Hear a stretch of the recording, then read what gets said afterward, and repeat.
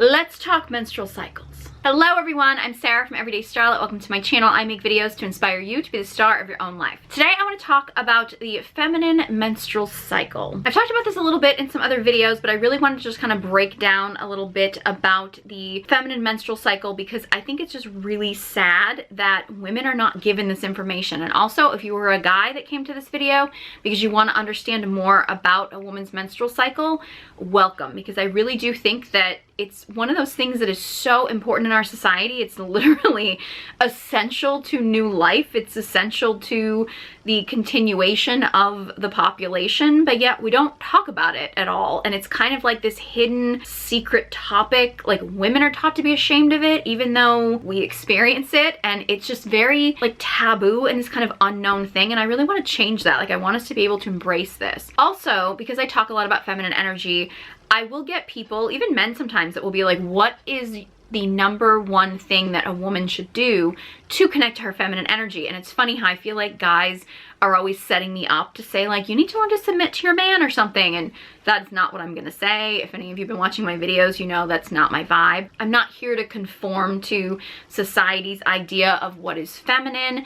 I believe that feminine energy is connected to our feminine nature, and our feminine nature is cyclical. Feminine energy is very much like, we call it Mother Earth, right? If you think about it, like, Mother Earth is nature, and we call it Mother Earth because we know that nature is feminine. We call it Father Time because we know that time is a man-made structure. So Mother Earth is very cyclical. We go through the seasons of our life. We go through different cycles, different phases. We go through like a death and rebirth. Nature is abundance. It's always rejuvenating itself, as the feminine body is. And if we start thinking about our menstrual cycles in terms of nature, and we start learning to work with our menstrual cycle as opposed to against our menstrual cycle, I really do believe that that is one of the key pieces to a woman actually connecting to her true feminine nature. I really want to talk about the different phases of the woman's menstrual cycle and how we can learn to embrace that. And I also have kind of a exciting new project that I've been working on that I can't wait to announce, so I'll get to that in a little bit. But I'm going to go through each phase of the menstrual cycle and kind of like a little bit about it, what it symbolizes, and also a little bit about what you can do during that time to really connect to yourself, your feminine energy, and actually like work with your cycle as opposed to against it. Now, I will also note that our current society, which is very masculine, by the way, we have a very masculine structured society. We don't actually allow the natural cycles of women to exist in our society. Men are on a 24-hour hormone cycle. So for men, doing the exact same thing every day, which is what like our school system is set up as, it's what our work system tends to be set up as, that works for men in a men's body, because, you know, for most men, how they feel at, you know, noon every day is probably gonna be very similar. There's variation, obviously, but like there's a consistency to how a man feels at noontime to how he feels at 3 in the afternoon or things like that. Whereas for women, we are on an average 28-day hormone cycle. 28 days is average for a woman. Some people say it's ideal and that's what a woman should be. I don't necessarily know if I fall into that thought process, but 28 days is the average cycle that a woman goes through for a menstrual cycle. For some women it's shorter, for some women it's longer. If your cycle is significantly shorter or significantly longer or is very erratic, that's probably something that you want to work on. I don't want you to feel ashamed of that, but your menstrual cycle should be relatively consistent. But our entire society and our kind of entire system is really set up for women to be very disconnected from their cycle. So having an erratic cycle, missing periods, things like that are not uncommon nowadays, but it's also typically a warning sign that you want to look into what's the root of what's going on. It could be a health issue, you know, it could be an energetic issue. There's a lot of reasons, but if you are having issues, trouble, difficult menstrual cycles, the reality is, as women, we shouldn't be having painful, difficult, uncomfortable menstrual cycles. Is that normal in society today? Yes. Is that a good thing? No. But one of the things I recommend doing, obviously, none of this is medical advice, so talk to your doctor if you are having a significant problem. I would invite you to do what you can. Obviously, we have limitations when it comes to our schedules and our bodies and everything in our society, but I would actually encourage you to start out by, you know, using some of the advice in this video that I have, trying to work with your cycle a little bit and see if that makes any improvements. If you aren't seeing any improvements and you are having really bad periods and you are really having a really difficult cycle, or there's been significant changes in your cycle, obviously see a doctor. I don't want you to ignore any signs that your body is giving you. But if you try to make some changes that are working with your cycle as opposed to against it, you'll likely see an improvement in some areas of your cycle, and that might help give you a guide as to the direction you need to go in if there is more work that you need to do on your menstrual cycle. So yeah, like, do your best. And honestly, a big part of connecting to your feminine energy is not to add more things to your schedule. It's actually to like slow down and relax and connect your body. So I don't want you to get into this like, oh, it's this part of my cycle, so I have to force myself into doing something. I want you to start working intuitively and learning to listen to your body and connect to your body, and not see any of these steps or any of this process as like, oh my God, it's another thing I have to do and I have to stress about, because that's going to defeat the purpose of this. This is literally just to give you more information about your cycle and some of the ways you can work with your cycle and try to adjust your life the best that you can to work with your cycle, to see if maybe you see improvements in your life, in your body, in your health, and all that. Let's get into the first phase of your menstrual cycle. Now, what I would consider the day one of your cycle is, I usually say it's the first day that you have a full day of bleeding. Like from morning until evening, you have your first like full day of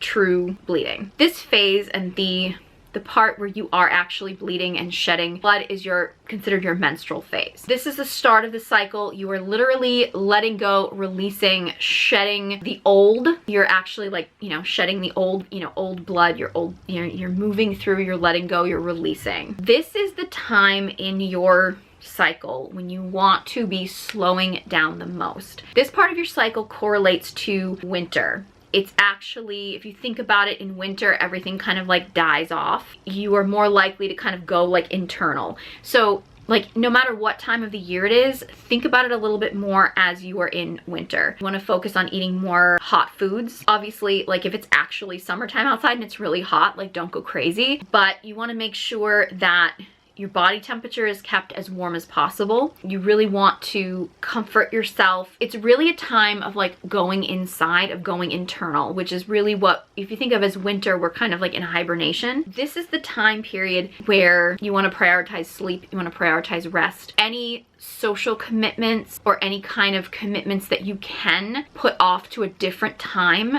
you probably should. Like, keeping your schedule as clear and stress-free as possible in your menstrual phase is the priority. This is the time period where it's probably better that you sleep in than go to the gym and push yourself. I actually saw a video a while ago where this woman was talking about, it was kind of a sweet video, but this girl was like, she was obviously lifting heavy, and she was talking about like, you know, when I'm lifting heavy on my period and my boyfriend has to comfort me, and he was like spotting her at the gym. She was lifting heavy weight and she literally just kind of like fell to the ground. Of course, he, like, luckily and good for him, like grabbed the weights and was like holding the weights and stuff, and she just like fell to the ground and just started crying. So he like racked the weight, was kind of like comforting her and stuff. I know she was saying it to like celebrate how good her boyfriend was, and like more power to him for like having her back, protecting her, and for comforting her while she was crying. But as I was watching this, I was just like, girl, rest day. Like, this needs to be your rest day. Like, if you are this emotional, if you are this freaked out, like, this is not the day when you go to the gym and you're trying to push yourself the most. Rest day. There's different schools of thought about physical activity and actually when you're menstruating. Some people say never work out while you're bleeding.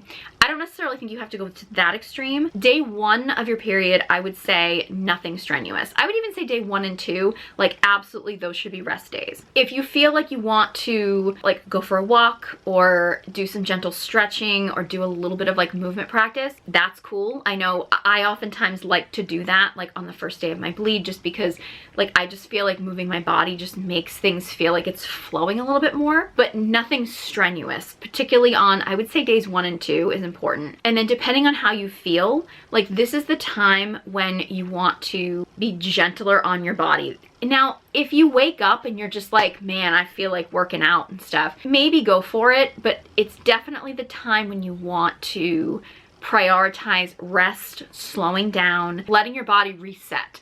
It's a great time to do like journaling. This is a great time if you do work with, you know, things like tarot cards or crystals or any kind of thing that is connecting to psychic abilities, spirituality, things like that. Like, this is when the portal is the most open, if you're into that kind of stuff. If you're not into that kind of stuff, that's cool too. But this is really kind of when you are your most intuitive. It's really funny because I used to, when I was younger, always tell myself that like I shouldn't make decisions when I'm menstruating. Like, I shouldn't make any major life decisions when I'm menstruating because I had convinced myself that I was just like too over emotional. So like I was only going to be making decisions based on emotion. So like I shouldn't make decisions that way. And like now, as I've learned to connect to my menstrual cycle, like I actually find that when I'm menstruating, that's usually when the clearest messages come into me. That's when I'm the most tapped into my intuition. You know, obviously I'm not encouraging you to make major life decisions if you're coming from a place of like emotion or things like that, but when you actually connect to your menstrual cycle, you start to learn when things are coming to you intuitively and when you're kind of getting messages from the universe. And it really does bring you to a connection to nature, a connection to your true self. Like, it can really start feeling like a time that you want to embrace as opposed to a time that you want to be ashamed of. Because a lot of women carry a lot of shame when they're menstruating. I think it's insane that we actually expect women to like bleed for a week every month and like just pretend that it's not happening. Like, just go out to the world and be like, yeah, I'm bleeding, but I don't want anybody to know, and I can't let anybody know that I'm standing here and just shedding blood right now. We have to pretend this isn't happening, when it's just like, we would never expect men to do that, for God's sake. So honestly,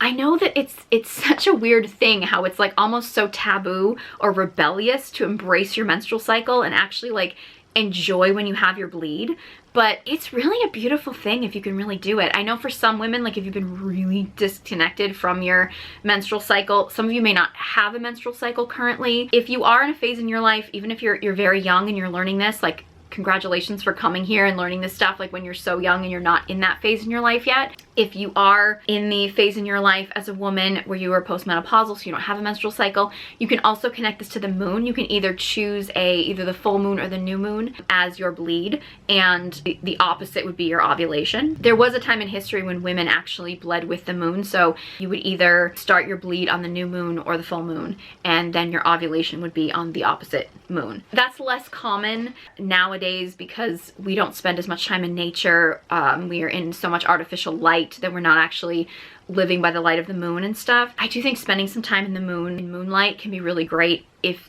that's possible for you at any phase in your cycle, really. But also, I do know in kind of the spiritual space, the idea of like bleeding on the full moon or the new moon becomes kind of like, it gets put up on a pedestal as like the ideal. And if you're not cycling with the moon, I don't want you to stress about it. Like, you don't have to. It's really more about like connecting to your own menstrual cycle and not getting too caught up in like, when should I be bleeding, when shouldn't I? Like, I don't want you to get stressed about that. But as you're moving out of your menstrual phase and your bleeding is either, you know, slowed down or stopping, you move into your follicular phase. Now think of your follicular phase as springtime. And if you think about it seasonally, what happens in winter is you've kind of like, everything has died off and you kind of go into sort of hibernation. Whereas then in springtime, things are starting to rebirth. You're seeing new life kind of come about. And this is kind of the phase when like the sun is coming out and you're getting more energy. You're revving up, like you've kind of died off to the everything from like last month, and the new month is kind of starting. The new cycle, the new phase, the new season is starting. You'll usually find in your follicular phase that your energy starts to gear up. Now, one mistake that I think women will make is they'll start to feel more energetic and they'll just start taking on too much. It's like, oh, well, I wasn't productive enough in my menstrual phase, so let me just take on too much. And you don't want to like jump into doing too much too quick in your follicular phase, because then it's kind of setting you up for a burnout. But this is the phase where, you know, if you want to start doing more, it's a really great phase to start planning things, because oftentimes you start getting new ideas, things start revving up, like you get more energy, you can be more active, you can work out more. Again, think about how you feel in springtime. Think about the foods that you eat in springtime. Think about the the energy you have in springtime and you start gearing up for like the hot summer. So the follicular phase is really when you start gearing up for your ovulation phase. So you will feel more energy.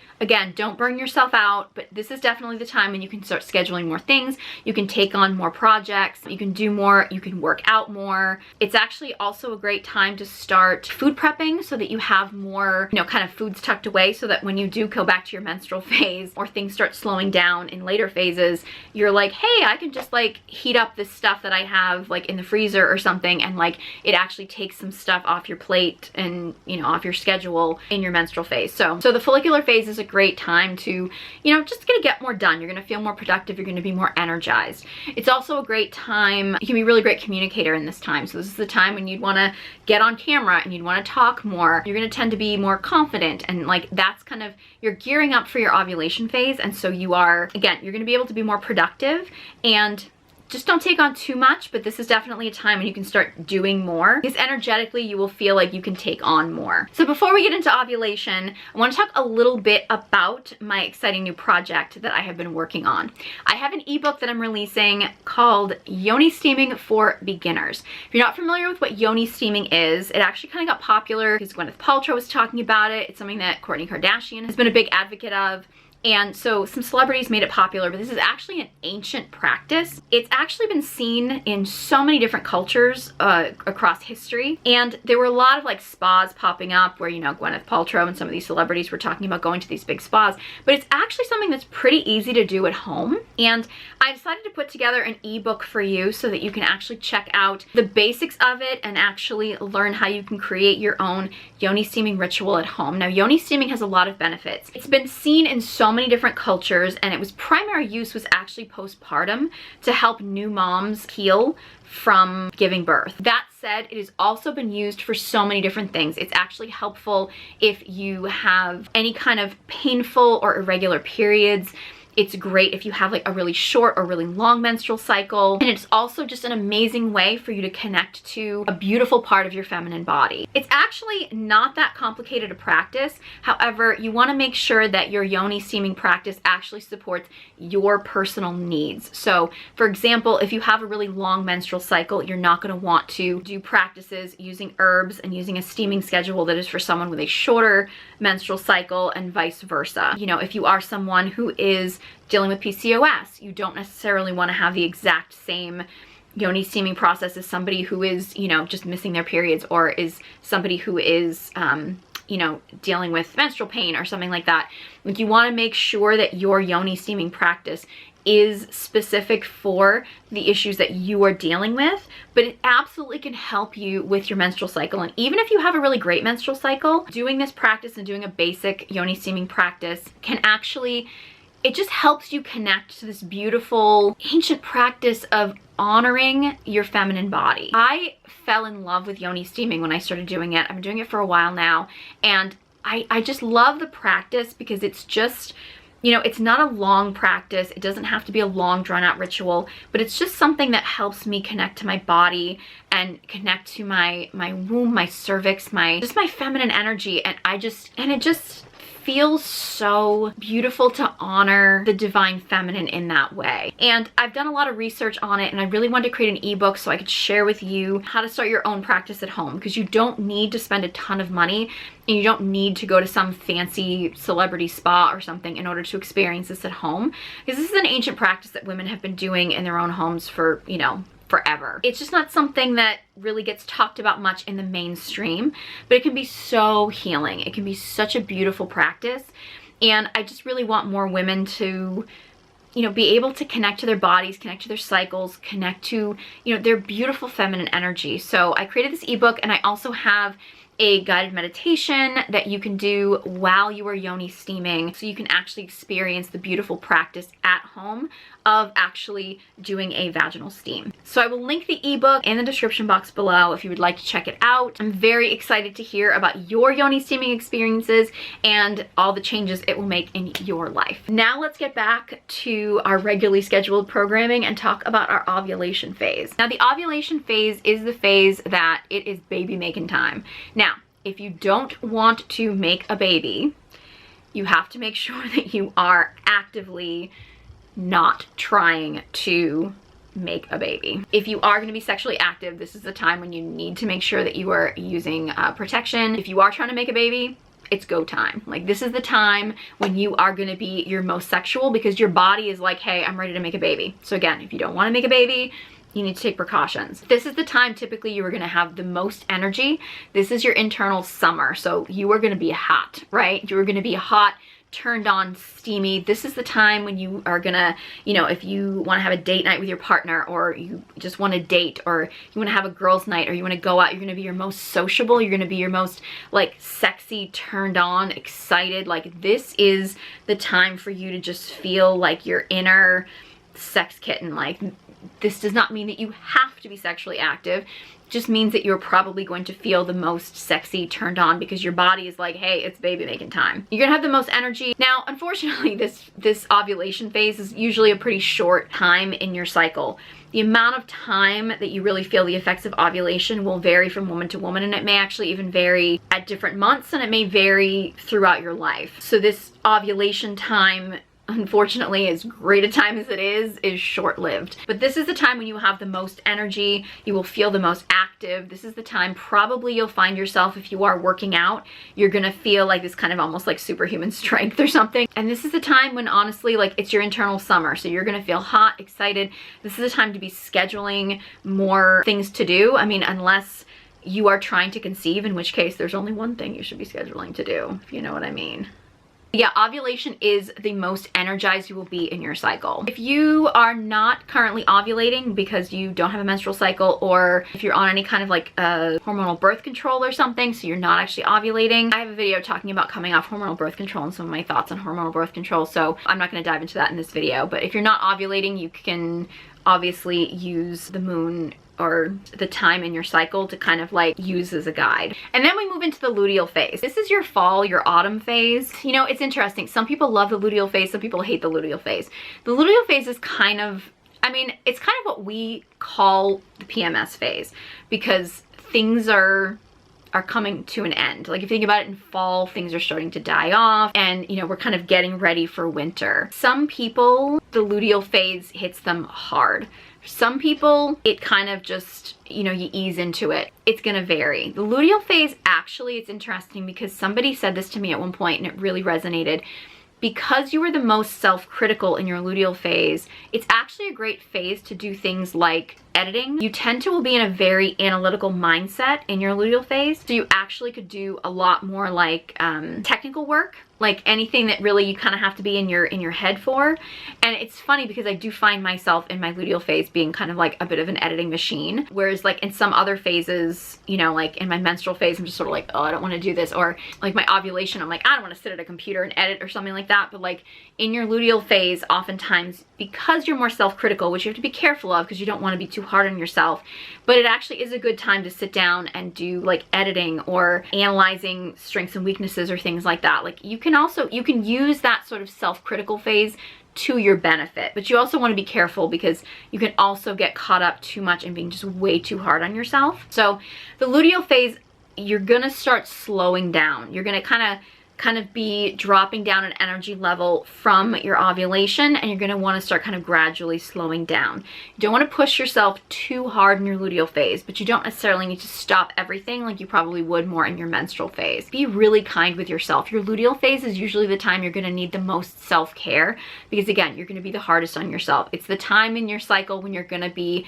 the most self-critical of your body. I know I even notice sometimes too in my luteal phase, I'll look at my body and just like pick out all my flaws, and then it'll literally be just like a few days later and my body will look exactly the same, and I'll be like, why was I so critical of that yesterday when I look fine now? You have to kind of be aware. Your luteal phase will probably be the phase when you really need to be taking care of yourself. This is the time when you want to kind of start working on not taking on as many commitments. You want to start slowing down. This is probably not the time to be like revving up and starting something new. This is a time when you might just need to like just work on stuff that you've already been working on, if you've planted the seeds for a new idea or something in your ovulation phase, because your ovulation can be great for, you know, planting the seed for something that's not just a baby. I mean, planting the seed for a new creative project. The luteal phase is usually the time when maybe you can start working on the structure of that project. You're probably not going to come up with a lot of like really new ideas in this phase, but it can be a time to start sort of nurturing and cultivating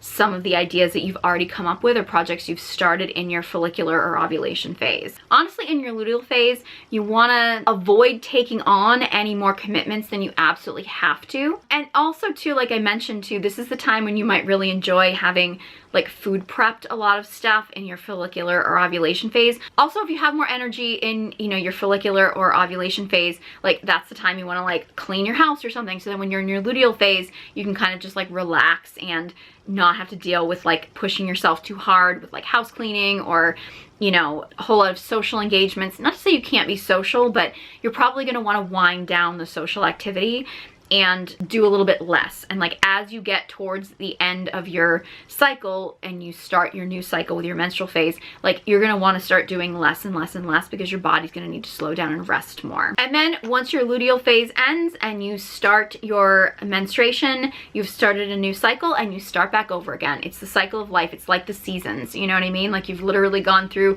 your winter, your spring, your summer, and your fall, and then you go back to winter again. And this happens to us every month. If you are experiencing like missing periods, painful periods, any kind of period issues, you know, something like vaginal steaming can be a really great way to help you with that. So again, make sure you check out my ebook, which I'm really excited for you to check out. I've been working on this for a long time, so I'm really excited for you to check this out. This can actually help you with a lot of different aspects to your cycle, because connecting with your feminine cycle is so important. Like as women, it's such a big part of our lives, and it's something that just gets treated as if it's just kind of like a nuisance or a problem. And it's one of those things where it's like, is it really that surprising that so many women have difficult, painful, or missing periods when we actually treat it as if it's just this kind of like inconvenience or something that's like bad or wrong, when it's like literally part of being a woman. And I really would love to see more women just embrace our cycles and embrace this part of being a woman and actually learn to enjoy it. And I get it, because a lot of women are like, how in the world could I enjoy this? But honestly, it's such a beautiful, divine, feminine part of you as a woman that I really want you to learn to work towards embracing it. If it seems impossible and like, yeah, I could never love my menstrual cycle at all, like I don't like it at all, baby steps. Baby steps. And I really, really encourage you to check out something like yoni steaming. See if it's right for you, and then create a ritual that can help you connect with your menstrual cycle and what you're going through, and customize it and personalize it for you. So I really hope this video was helpful. If you are learning to love your menstrual cycle and have any other questions or, you know, topic suggestions or anything on this, let me know. Leave a comment in the comment section below. I love to hear from you. I also love your video suggestions. If you enjoyed this video and found it helpful, please give it a big thumbs up. Be sure you subscribe to my channel. If you are interested in yoni steaming and helping to connect to your feminine body, then be sure you check out my new ebook and my new guided meditation, as well as my Dark Feminine Energy guided journal, which is actually a great journal to be working on like while you're doing your yoni steaming practice. All those will be listed in the description box below, so be sure you check those out, along with masterclasses, courses, and links to all my social media accounts. Thank you so much for watching, and I hope you join me next time.